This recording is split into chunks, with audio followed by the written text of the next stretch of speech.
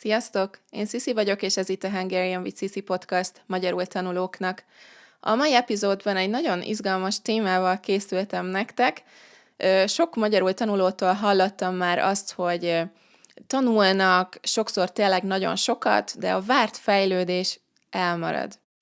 Ilyenkor mindig érdemes megnézni, hogy tanul valaki, mert sajnos vannak módszerek, amiket megszokásból használunk, mert így kell tanulni, de igazából egyáltalán nem visznek közelebb a célunkhoz.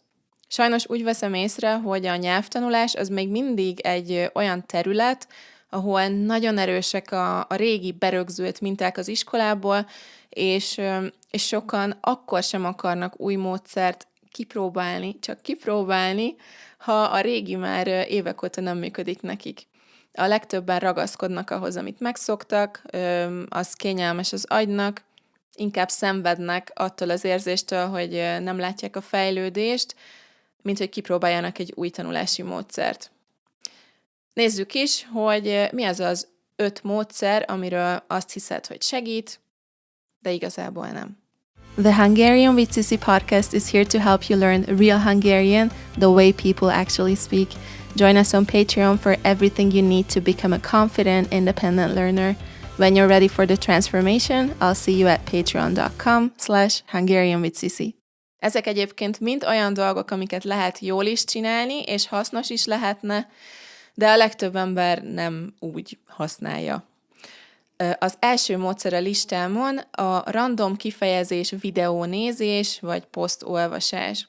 A rövid videók, vagy ilyen szólisták, amiket a Hungarian Pod csinál, sokszor hibásan is ráadásul, ez tipikusan az a kategória, hogy ezt könnyű megnézni, könnyű elolvasni, nem kell gondolkozni, ott van angolul, nincs kontextus, nem kell mondatot alkotni, nem kell csinálni semmit, csak nézni, hogy milyen érdekes.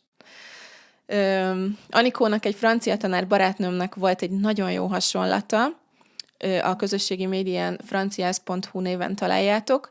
Azt mondta Anikó, hogy olyan ez, mint a biciklizés. Hogy lehet 1000 videót nézni arról, hogy kell biciklizni, ha utána nem próbálsz meg biciklizni, és nem esel el, akkor nem fog menni. Csak attól, hogy videókat nézel a biciklizésről. Persze teljesen rendben van ilyen kifejezéses videókat nézni, ha olyan céllal nézed, hogy ez érdekes, és szereted ezzel tölteni a szabadidődet.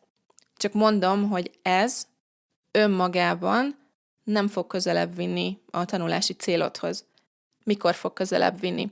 Akkor, ha tényleg konkrétan keresel valamit, amit használni fogsz, vagy beszédben, vagy írásban, miután megtaláltad. Például, ha a vendégségbe mész hétvégén egy magyar családhoz, és nagyon szeretnéd tudni, hogy van az magyarul, hogy tele vagyok, már nem kérek többet, vagy hogy lehet megköszönni a vendéglátást, akkor hasznos ilyen videót keresni előtte, és segíteni fog. Az, hogy random, kifejezéses, rövid videókat dob eléd az algoritmus, amiket lementesz, az nem fog segíteni semmiben. Régen én is csináltam néhány ilyen videót, mert ezeket nézik a legtöbben, nyilván gondolkozni senki nem szeret görgetés közben, úgyhogy minden komplexebb nyelvtanulós tartalomnak sokkal kisebb lesz a nézettsége. Na, de a lényeg, hogy először mindig annak kell jönnie, hogy mit akarok mondani, és ahhoz keresni szókincset, nem fordítva. Kicsit hasonlít ahhoz, mint amikor bevásárlólista nélkül mész a boltba, és veszel mindenfélét, és utána gondolkozol otthon, hogy mit főzzek. Több értelme van úgy vásárolni, ha tudod, hogy mit fogsz főzni. A második módszer a listámon a folyamatos passzív podcast hallgatás vagy filmnézés. Ezt is sok tanulótól hallom, hogy minden nap hallgatnak rádiót, podcastot, néznek sorozatot magyarul, és még mindig nem tudnak beszélni.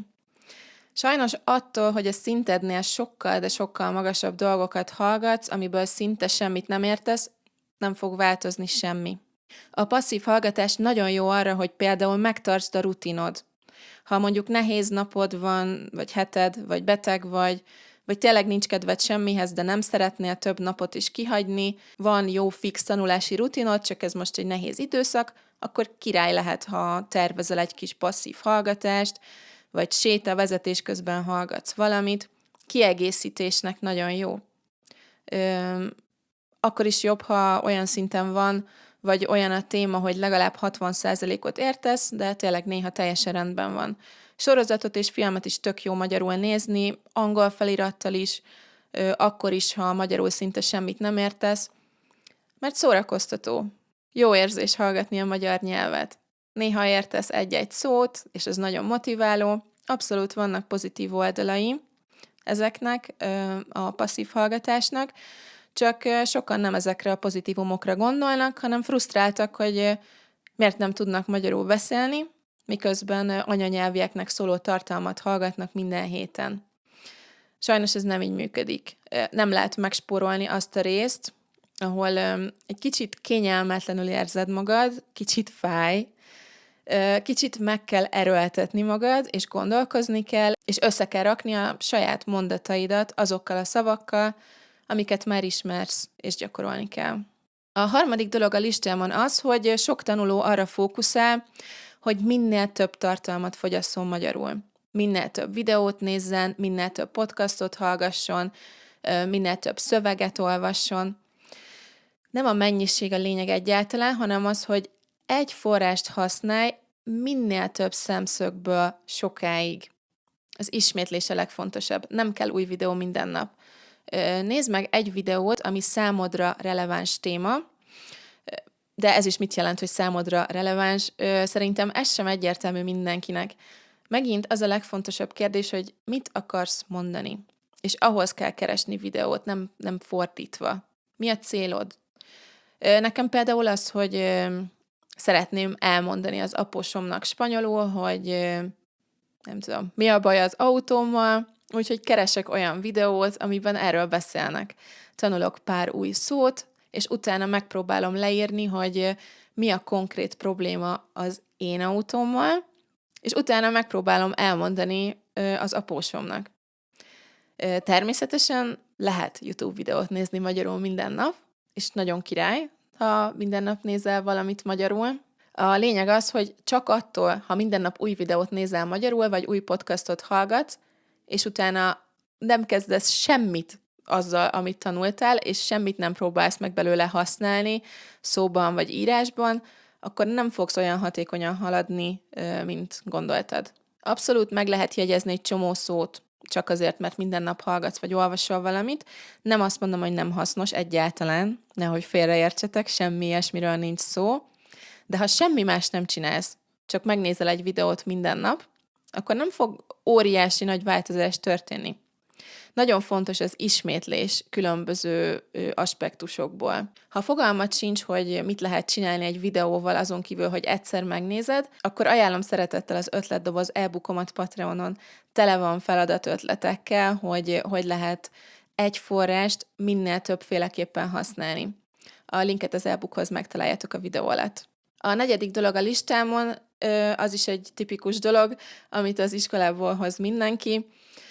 Emlékszem, hogy gimnáziumban és egyetemen is minden nyelvórán az volt, hogy az igekötős igéket egy ige köré csoportosítva tanultuk.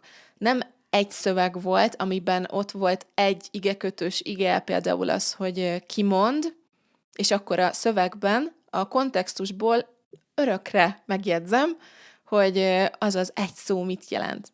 Nem. Mindig volt egy egész lista, hogy akkor egyszerre tanuljuk meg, hogy mit jelent az, hogy kimond, elmond, bemond, felmond, lemond. Miért? Borzalmas. Miért kell összekeverni a diákot, miért kell egyszerre nagyon hasonló szavakat tanulni, amikor még nem fix tudás egyik sem. Nem értem. Angol órán is mindig ez volt, hogy egyszerre tanuljuk meg, hogy mi a look up, look after, look out, look for, look into, és így tovább.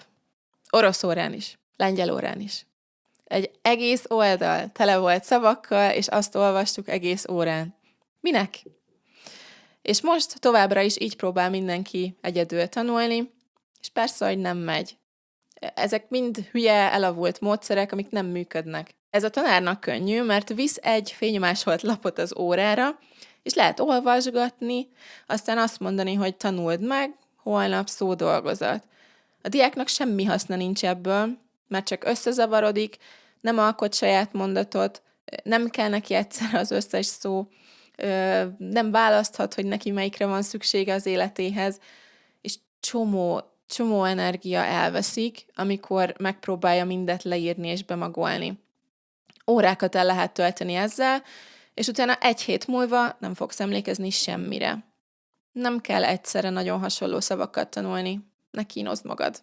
Van ez a mém angolul a pókemberrel, amin ezek a szavak vannak, hogy through, throughout, thought, taught, though, meg még nem tudom mi, és ezt egy kezdőnek bevinni órára teljesen felesleges. Én amikor először láttam ezt a mémet, akkor nem értettem, hogy ez miért nehéz, teljesen más szó mindegyik. És ez azért van, mert soha nem egyszerre tanultam ezeket a szavakat. Kb. 10 év alatt szépen lassan egyesével fix tudássá vált mindegyik szó, és 10 évvel később láttam őket együtt, egy helyen, és semmi problémám nem volt velük. Ugyanez vonatkozik arra a tipikus elavult módszerre, amikor kategóriánként akar valaki szavakat tanulni, mert hát minden tankönyvben ezt láttuk, nem? Hogy itt vannak a ruhák, a bútorok, a színek, a számok. Szerintem ez is teljesen felesleges, nem kell sietni. Most mi kell neked? Mit akarsz mondani? Kell tényleg az összes bútor nevét tudni? Nem hiszem. Vagy ha bútorokat adsz el, akkor persze, nagyon fontos. De neked személy szerint kell ez a tudás most. Ha nem, akkor ne tölts vele időt. De ha épp bútort vesztek a magyar feleségeddel az új lakásba, akkor nagyon hasznos. Szóval csak gondolj, lehet, hogy ez most neked kell, vagy nem. És ha nem, akkor nem kell időt tölteni vele. Az 5. módszer pedig, amit a legtöbb ember nem jól használ, az a fill in the gaps, amikor egy szó vagy egy végződés hiányzik egy mondatból, és be kell írni helyesen. Cél nélkül ennek sincs semmi értelme. Ha van egy konkrét forma, amit az Istenért se tudsz megjegyezni, akkor hasznos lehet begyakorolni. Sokszor leírni, sokszor kimondani, vagy hasonló végződéseket gyakorolni, amik segítenek megjegyezni egy formát, amire szükséged van ahhoz, amit mondani szeretnél. Szóval, ha tudatosan használod ezt a gyakorlási formát, akkor semmi baj nincs vele, de mechanikus módon semmi, de semmi értelme. Akkor csak a memóriádat teszteled, nem a tudásodat, illetve simán lehet találgatni gondolkozás nélkül. Egy munkafüzetben és a Duolingón is simán ki lehet tölteni mindent hibátlanul, akkor is, ha nem értesz semmit. Ez azt az illúziót adja, hogy tanultál, hasznosan töltötted az idődet, de hosszú távon nem fogsz látni eredményt, nem lesz semmi haszna. Fill in the gaps helyett sokkal jobb, ha saját mondatokat írsz magadnak, hangosan összefoglalod magyarul, hogy miről szólt egy podcast, amit meghallgattál, vagy írsz róla egy rövid szöveget, vagy a videó alá egy kommentet. Ha valaki feltesz neked egy konkrét kérdést, és válaszolsz egész mondattal, igen, ez sokkal nehezebb, sokkal több energia, mint beírni egy végződést, vagy rányomni egy szóra a Duolingo alkalmazásban. Kell gondolkozni, kicsit fájni fog, de ez fog előre vinni. Na, én ennyit szerettem volna mondani ebben az epizódban. Nagyon kíváncsi vagyok, hogy mit gondoltok, mivel értetek egyet, mivel nem, milyen tapasztalataitok vannak, majd írjátok meg. És a webshopban már elérhető a Short Stories in Hungarian e-book első része, amit nagyon jól lehet kombinálni az ötletdoboz e-bookkal, amiben konkrét feladatötletek vannak ahhoz, hogy lehet szövegeket és audiókat használni magyar tanuláshoz. A leírásban megtaláljátok a linket. A Patreon tagoknak ezúton is köszönöm szépen a sok támogatást, és külön köszönet Rafaelnek, a podcast legnagyobb támogatójának. Ha szereted a podcastot, akkor ne felejts el 5 csillagot adni Spotify-on, vagy lájkolni a videót, ha YouTube-on nézel. Szép napot mindenkinek! Sziasztok!